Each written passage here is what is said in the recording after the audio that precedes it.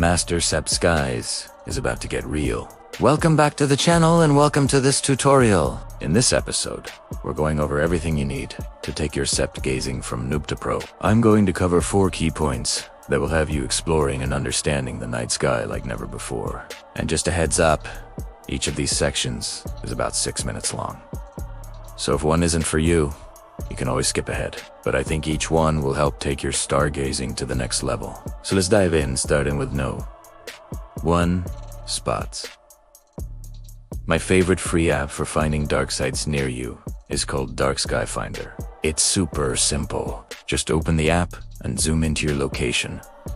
The darker the color, the darker the skies. Red is obviously best, but even orange spots can be great for viewing the Milky Way.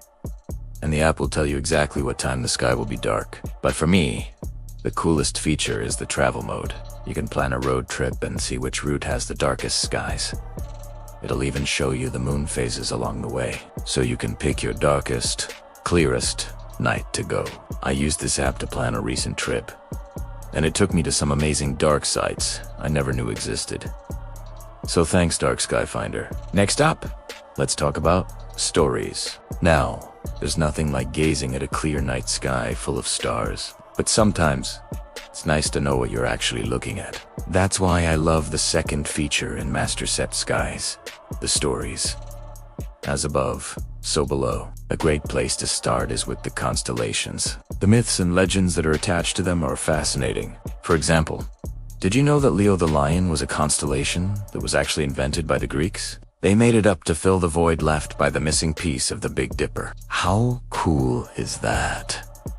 Or how about the fact that Pegasus, the winged horse, was one of the original 48 constellations listed by the astronomer Ptolemy in the 2nd century AD. He placed it in the northern hemisphere, opposite the southern fish. But over time, the stars that made up Pegasus shifted south, and now it's visible only in the northern hemisphere. Unpack the stories and the history behind the constellations, and it adds another layer of awesomeness to stargazing. And speaking of awfulness, let's move on to the 3rd key point, the photo workshop.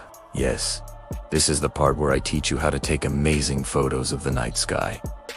Just kidding, I wish I could, but honestly, the best photos of the night sky are taken by my phone. Yeah, I know, lame. But in all seriousness, taking great astrophotography is not easy. It takes special equipment and a lot of skill. And while I can't teach you how to do it in one shot, I can offer up a few photo tips.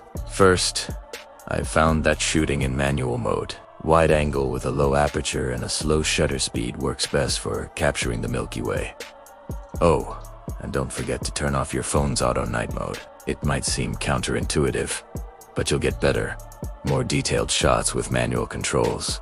Second, if you want to capture a foreground object like a tree or a person, set your focus to infinity and use the front button to take the shot. This keeps your camera from focusing on the foreground and ruining the background. And finally, don't forget to edit your photos. Most phones have built-in editing features, and apps like Lightroom are amazing for bringing out the colors in your night sky photos.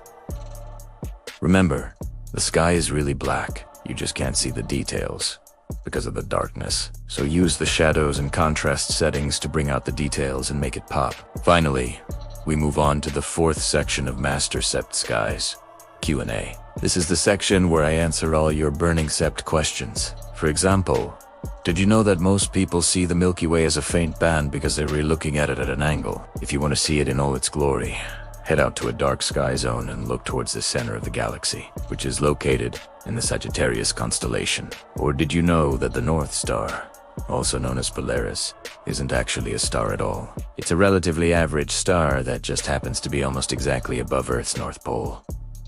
Because of this, it appears almost stationary in the sky, which makes it a great navigational tool. Oh, and here's a pro hack. Did you know that if you live in the northern hemisphere, you can see both the Milky Way and the zodiacal light together in the morning sky after a long, dark night? The zodiacal light is this faint glow that's caused by sunlight reflecting off of dust particles in our solar system.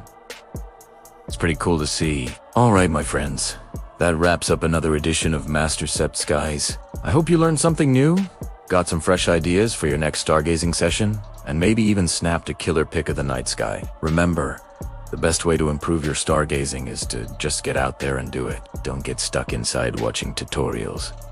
Go explore the night sky for yourself, and be sure to share your pics and experiences using the hashtag provided.